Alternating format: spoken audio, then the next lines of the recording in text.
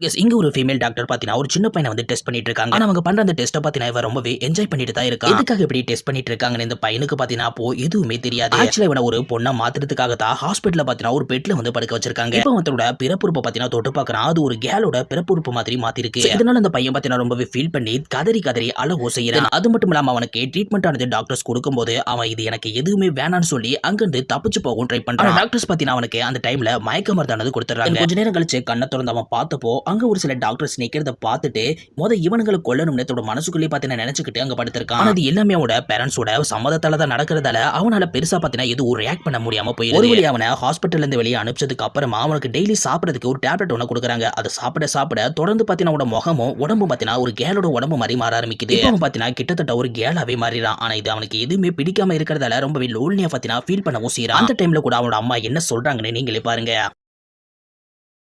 இங்க ஒரு female doctor